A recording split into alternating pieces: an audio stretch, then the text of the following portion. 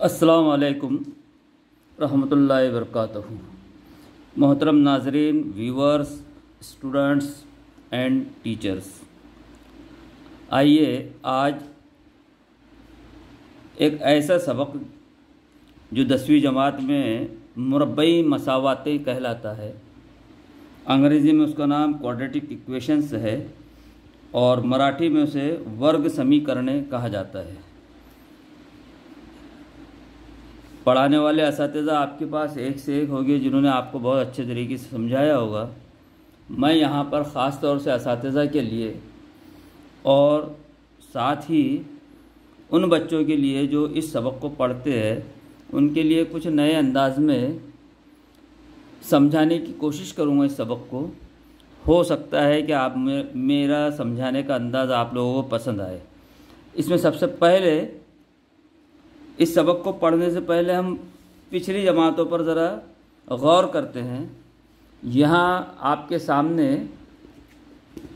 ये मैंने 7वीं जमात के मैथमेटिक्स के फहरिस्त रखा हुआ हूँ, जिसमें मैंने नारंगी कलर से, ऑरेंज कलर से हाईलाइट किया अलजेब्री इबारतें और उन पर अमल, यानी अलजेब्री इमारतें जो अलजेब्रिक एक्सप्रेशंस रहते हैं और उन पर अमल, उन पर जो एक्शंस की जाती है, वो चैप्टर आपके 7वीं में 8वें नंबर पर हैं, जिसमें थोड़ी सी डिटेल्स आपको बताई गई है। यहाँ आपके सामने मैंने ये बताया है, यहाँ अलजेब्री इबारत को ज़र्ब करते हुए ज़ाब्ता बनाए, इसको बोलते हैं तौसी का तरीक़ा। तौसी यानी फैलाना, एक्सपांड करना। तो यहाँ पर 2 कौसैन दिए हुए हैं और उनका हासिल ज़र्ब नीचे बताया गया है। यहाँ पर तौसी कीजिए यानी एक्सपांशन कीजिए, यानी त्यांना पसरण्याच्या पद्धतीने आपण सांगू शकतो।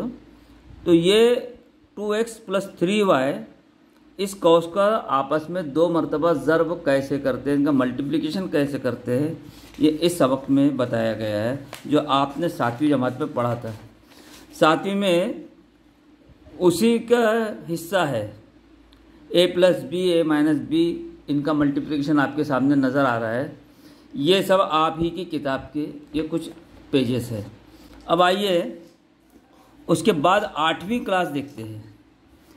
8th के अंदर ये ग्रीन कलर से मैंने फिर वही बताया अलजेब्री इबारतों के अज्जाए ज़रबी, फैक्टराइजेशन ऑफ अलजेब्रिक एक्सप्रेशंस, ये चैप्टर है आपके पास। और उसी में पॉलिनोमियल्स का डिवीज़न बताया हुआ है, डिविजन्स ऑफ पॉलिनोमियल्स करके 8वीं में सेकंड पार्ट में एक सबक है। ये दोनों जो चैप्टर्स है इनमें कुछ डिटेल्स दी गई है जो पॉलिनोमियल्स और क्वाड्रेटिक इक्वेशन से ताल्लुक़ रखती है। ये यहाँ पर ये आपके सामने फिर 2 ब्रैकेट्स का मल्टीप्लिकेशन दिया हुआ है, जिसको आप गौर से देखेंगे। यहाँ पर लिखा हुआ उसने a + b का क्यूब यहाँ पर दिया हुआ है। तो क्यूब करते वक्त फिर यहाँ मैंने 2 ब्रैकेट्स को ग्रीन किया हुआ है और उनका मल्टीप्लिकेशन नीचे बताया हुआ है। इसी तरह जब आप a - 3 क्यूब लेते हैं उस वक्त भी आप a - b का मल्टीप्लिकेशन करते हैं और यहाँ पर उसका मैंने डिटेल्स बताया। ये आपकी किताब के कुछ चैप्टर्स लिए गए हैं जो आपने 7th 8th में पढ़े थे। जब आप 9th में गए होंगे तो 9th का ये इंडेक्स है आपकी बुक का, जिसके अंदर तीसरा सबक है कसीर रुकनिया यानी बहुपदी, जिसको अंग्रेज़ी में पॉलिनोमियल्स कहा जाता है। इसमें भी आपको 7a² + 5a + 6 - 5a² - 2a, यहाँ पर आपने सब्ट्रैक्शन ऑफ द पॉलिनोमियल्स को पढ़ा था और एडिशन ऑफ पॉलिनोमियल्स। ये सब आपने 8th में पढ़ चुके हैं, 9th में पढ़ चुके हैं।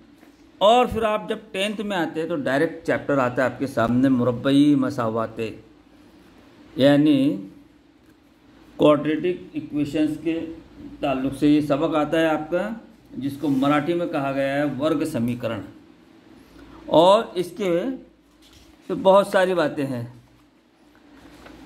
कि ये कैसे उसको हल किया जाए और कैसे उसका जवाब आपको मिलेगा। अब यहाँ पर ये जो मैंने हाईलाइट किया, ये आपका 7th के चैप्टर का हिस्सा है, जो आपने 7th में पढ़ा था और अभी 10th में उसका पेज नंबर 32 पर उसने एग्जाम्पल्स दिया हुआ है। और उसके बाद बहुत सारे उसने तरीके बताए कि मुरब्बई मसावातों को, वर्ग समीकरण को कैसे सॉल्व किया जाए, ये क्वाड्रेटिक इक्वेशंस आप कैसे हल करेंगे, वो अब हम यहाँ पर इसको देखेंगे। अब आइए इसके बाद कुछ चीज़ों पर नज़र डालते हैं। ये ऐसी चीज़ें हैं कि हमको एक हिंदुस्तानी स्टूडेंट होने के नाते ये तमाम चीज़ें आनी चाहिए।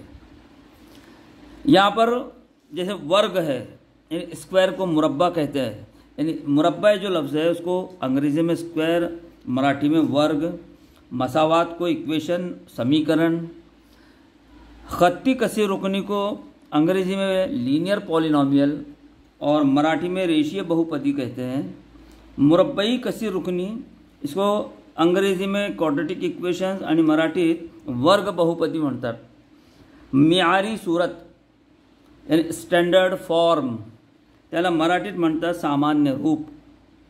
जज़र जो लफ्ज़ है जिसको अंग्रेजी में रूट कहा जाता है और मराठी में मुड़े या उकली कहते हैं। ज़रीब एक लफ्ज़ है हमारे लिए जिसको अंग्रेजी में कोएफिशिएंट्स कहेंगे हम, और मराठी में सहगुणक कहा जाता है। मुतगय्यर जिसको वेरिएबल्स कहते हैं, मराठी में चल का लफ्ज़ इस्तेमाल किया हुआ है। कुव्वतनुमा यानी इंडाइसेस या घातांक। दूसरा जो है उर्दू में जिसे दर्जा कहते हैं, इसको मराठी में कोटि और अंग्रेज़ी में डिग्री कहते हैं।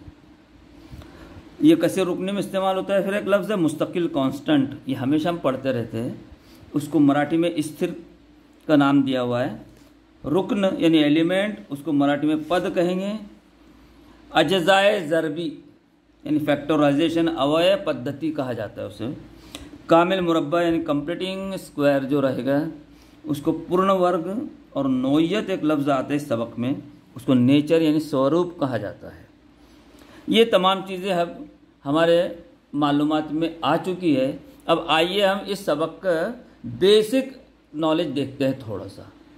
प्यारे बच्चों और असातिज़ा इकराम, यहाँ पर एक अदद या नंबर में 32 लिया।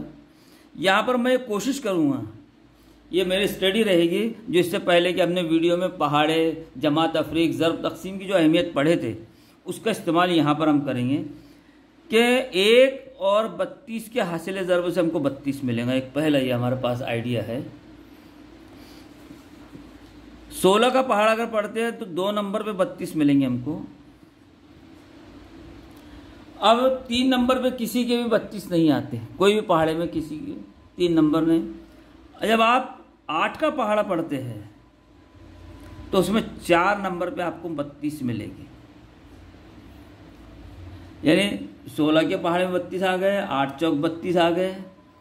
अब इन्हीं को उलट करते जाएंगे तो फिर 4 के पहाड़े में 8 यानी 8 चौक 32 आपको मिल जाएगा। फिर वापस वही 16 दूनी 32 रहेंगे और 32 एक ही 32। ये इतने डबल आपने उसको इस्तेमाल किए।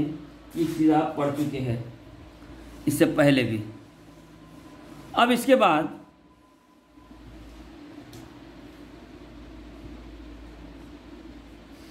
चार के और अज्जा ज़रबी अगर निकालते हैं, अवयव निकालते हैं, इसके फैक्टर्स निकालते हैं, तो हम 2 × 2 लिख सकते हैं।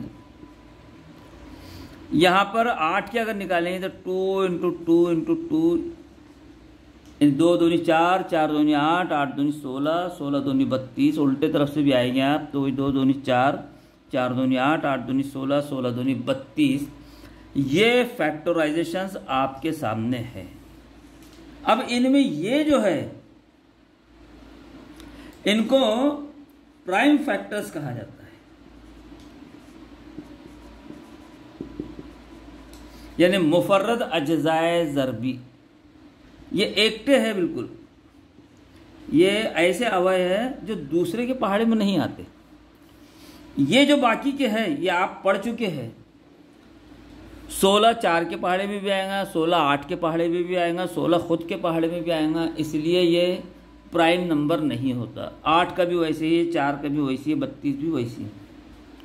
अब इनमें से हम ये जो 3 जोड़ियां हैं अपने पास रखी हुई, इनका अब जमा तफरीक करके देखते हैं। अगर आप 32 में 1 जमा करेंगे तो आपको 33 मिलेंगे। 32 में से 1 तफरीक करेंगे तो 31 बचेंगे। अब ये जमा तफरीक करते वक्त निशानियों का इस्तेमाल अलग चीज़ है। जैसे निशानियों के इस्तेमाल की भी आप हम यहाँ बात दिखा देते आपको। 1 और 32 दोनों जमा वाले हैं, इसलिए जमा किए 33 मिलेंगे। अगर दोनों माइनस रहे तो उनका एडिशन भी -33 आएगा, कि दोनों की सेम यहाँ पर निशानियाँ मानी गई, इसलिए उनके आंसर को भी सेम वही आंसर की निशानी दी जाएगी। अब अगर यहाँ पर इनकी निशानी चेंज कर दे, यहाँ एक तो 1 - 32 कर दो आप, या -1 + 32 कर दो। यहाँ पर 32 को माइनस लिया, इसमें प्लस लिया हुआ है, इसमें यहाँ प्लस लिया हुआ है 1 को, तो यहाँ माइनस लिया हुआ है। दोनों की निशानियाँ डिफरेंट है, एकदम अलग अलग है, दोनों की साइन डिफरेंट है। इसके लिए यहाँ पर सिर्फ सब्ट्रैक्शन होगा, ये तफरीक का अमल होगा। वजह करेंगे हम, 32 में से 1 गया तो 31 बचेंगे, और आंसर को बड़े नंबर की निशानी लगाई जाएगी। वही अमल यहाँ पर रहेगा, तफरीक होगी और बड़े अदद की निशानी जमा यहाँ लिखी नहीं जाती है, समझी जाती है। ये चीज़ होगी आपकी। उसके बाद दूसरे जो 2 नंबर्स है 2 और 16, इनको मिलाएंगे तो 18 हो जाएंगे, और 16 में से 2 तफरीक कर देंगे तो 14 बचेंगे। वही 4 और 8 का कमाल है, 4 में और 8 मिलाएंगे तो 12, और 8 में से 4 तफरीक करें तो 4। अब ये जो मैंने 1 नंबर लिया था वो कितने जोड़ियों के मल्टीप्लिकेशन से मिलता है, कौन कौन से नंबर के मल्टीप्लिकेशन से मिलता है, हमने वो 2 की जोड़ियाँ लिए थे, और आखिरी में एक प्राइम फैक्टर्स निकाले थे उनकी।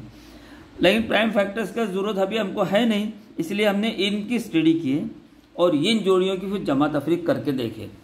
ये जो चीज़ है, ये अगर आपके, जो मैंने कहा था कि आपके टेबल्स अगर मजबूत हो जाते हैं, पहाड़े मजबूत रहते हैं, तो आप इसको आसानी से हल कर सकते हैं। 25 है, 25 के अगर आप अवयव निकालेंगे तो 25 है कि 25 मिलेंगे आपको, और 5 5 से 25 मिलेंगे। सिर्फ ये 2 ही जोड़ियाँ इसकी है, और इसमें ये जोड़ी प्राइम फैक्टर्स भी कहलाते हैं। फिर 25 में 1 जमा करेंगे आप तो यू विल गेट 26। 25 में से 1 तफरीक करे तो आपको 24 मिलेंगे। 5 में से 5 जमा करे आपने तो आपको 10 हासिल होंगे। 5 में से 5 तफरीक करे तो 0। ये इनका कैलकुलेशन है। इस टाइप के बहुत सारे नंबर्स है रहते। 64 है, 33 है, 26 हो सकता है, 22 रहेगा, 50 होगा, 51 हो सकता है, 57 हो सकता है। इनके सबके फैक्टर्स निकलेंगे, हर एक का अपना अपना है। 57 है कि 57 निकालेंगे आप, फिर 19 त्रिक 57 होते हैं। अब ये दोनों प्राइम नंबर्स भी हो गए तो इसलिए इसके आगे बढ़ेगा नहीं। यहाँ पर 51 है कि 51 होगा,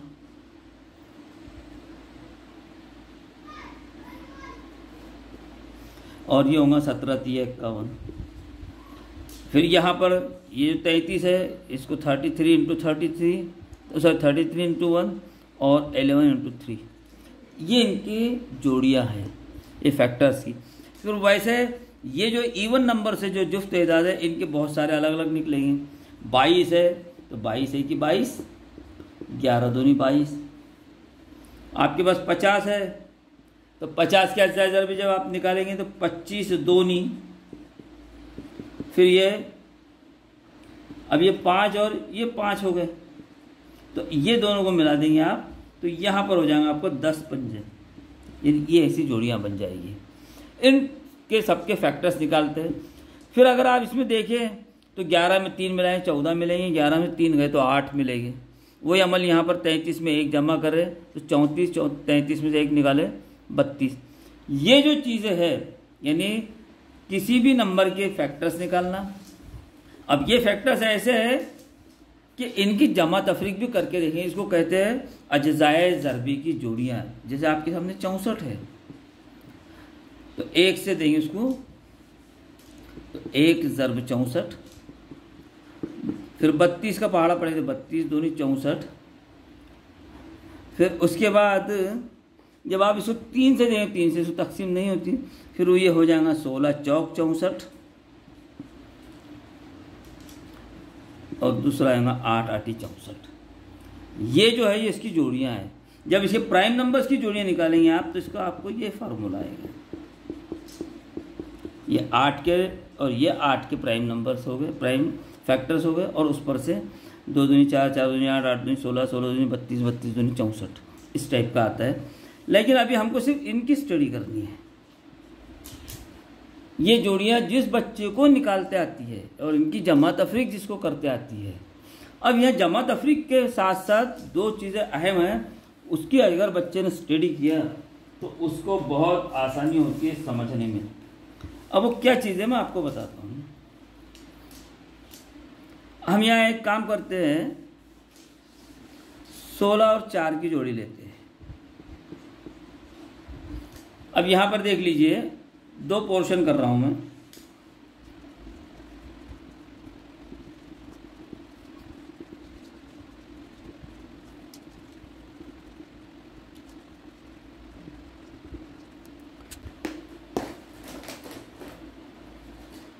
अब ये जो मैंने जोड़ियाँ बनाया है, मुझे मालूम है कि 16 और 4 का ज़र्ब करें तो 64 आते हैं।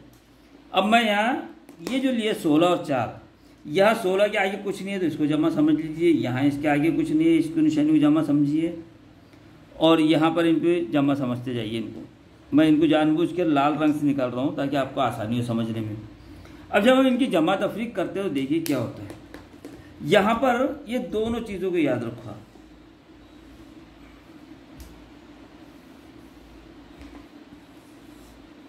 ये दोनों को, इनकी खास बात ये है बेटे कि दोनों की निशानियां एक जैसी है। यहाँ पर भी दोनों की निशानियां एक जैसी, इनकी जमा करना। यहाँ पर आपको 20, यहाँ पर भी 20 मिलेंगे। जहाँ दोनों की निशानियां जमा है तो आप इसको जमा मानिए, जहाँ दोनों की निशानियां मनफी उसको नफी मानिए। ये इसका खास जवाब है। अब इसके अलावा ये जो 2 है स्टेप्स, यहाँ पर एक जमा वाला है और एक नफी वाला है। इसमें भी 16 की निशानी नफी है तो 4 की निशानी जमा की। जब दोनों निशानियाँ मुख्तलिफ हो तो एक ही अमल करना, वजह बाकी, यानी सब्ट्रैक्शन तफरीक।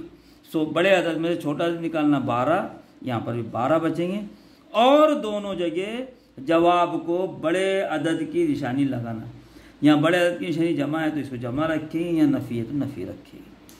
ये इनका जमा और तफरीक का तरीका है। आपको मुरब्बई मसावत को आसानी से सही हल करना है तो ये चीज़ें आपके दिमाग में आनी चाहिए। वही अमल इन निशानियों वाले एदाद का ज़र्ब का है। ये एक ज़र्ब देखिए आप और ये ज़र्ब देखिए, दोनों में एक जैसी निशानियाँ। यहाँ पर भी नंबर्स की दोनों एक जैसी निशानियाँ हैं। जब इनका ज़र्ब करेंगे तो 16 चौक 64, यहाँ पर भी 16 चौक 64 मिलेंगे। लेकिन ये भी जमा रहेगा, जमा ज़र्ब जमा, और नफ़ी ज़र्ब नफ़ी भी जमा होता है। जब यहाँ पर दोनों निशानियाँ मुख्तलिफ हो, डिफरेंट हो, अलग अलग साइंस हो, उस वक्त 64 ज़र्ब तो होगा, लेकिन दोनों की निशानियाँ डिफरेंट है, इसलिए यहाँ पर हासिल ज़र्ब यानी ये माइनस लगेगा। आंसर ऑफ मल्टीप्लिकेशन के अंदर जो साइन रहेगी वो माइनस नहीं, plus into minus minus, minus into plus minus रहेगी। भले ये जो चौखट में मैंने बनाया ये चीज़, ये आपके दिमाग में बैठी हुई होनी चाहिए। अब इसके बाद आइए 8वीं जमात के चैप्टर्स देखते हैं। x जमा 5 और x जमा 3। दो अलग अलग ब्रैकेट है। ये मेरे लिए पॉलिनोमियल है। यहाँ पर x में मैं 5 ऐड कर रहा हूँ, यहाँ पर x में 3 ऐड किया है, और ये दोनों पॉलिनोमियल का मेरा मल्टीप्लिकेशन करने का इरादा है। इनका मैं ज़र्ब कर रहा हूँ। ज़र्ब का ये तरीका है, इसमें दो नंबर्स मिल रहे हैं आपको, एक +1 +x है और एक +5 है। इन दोनों नंबर से अलग अलग टाइम में इनको ज़र्ब देना, इसको ब्रैकेट को मल्टीप्लाई करना है। यहाँ पर मैं x को प्लस लिखने की ज़रूरत नहीं रही थी पहले, अगर अकेला है तो x से, यानी ये वाले x से ये पूरे ब्रैकेट को मल्टीप्लिकेशन कर रहा हूँ, तो पूरा ब्रैकेट यहाँ लिख दिया मैंने। अब +5 से कर रहा हूँ तो +5 यहाँ लिखूँगा और फिर इसको x +3 लिखूँगा। अब इसका जो करने का तरीका है, ये दोनों का मल्टीप्लिकेशन x × x, उसके बाद इसकी निशानी और इसकी निशानी का ज़र्ब होते हैं, ये कुछ नहीं है, प्लस है तो प्लस इंटू प्लस, ये फिर प्लस रहेगा बेटे, यहाँ x × 3 हो जाएगा। अब ये दो, इससे मैंने इसको भी दे दिया और इसको भी दे दिया। अब ये वाला जो बचा हुआ यहाँ, ये 5 से x को जाएगा तो प्लस इंटू ये प्लस, फिर मल्टीप्लिकेशन होगा, फिर 5 × x, फिर प्लस इंटू प्लस, यहाँ प्लस रहेगा, 5 × 3। जब इसको मैं सॉल्व करूँगा तो ये x² हो जाएगा, क्योंकि यहाँ इनके 1 है कोटि, ये 3x, ये 5x और ये 515। अब ये तीनों डिफरेंट चीज़ें हैं। ये 15 है, इसमें x नहीं है, यहाँ x का स्क्वायर है, वर्ग है, और यहाँ x का एक है, एक कोटि, एक दर्जा है, यानी ये 3x 5x, ये 3 फूल और 5 फूल, तो ये होगा 8 फूल, ये होगा 15 और ये होगा x²। यानी आपने जब ये दोनों ब्रैकेट को मल्टीप्लाई किए तो ये आपको ये आंसर मिलता है, और ये आपका है अलजेब्रिक एक्सप्रेशन कहलाता है।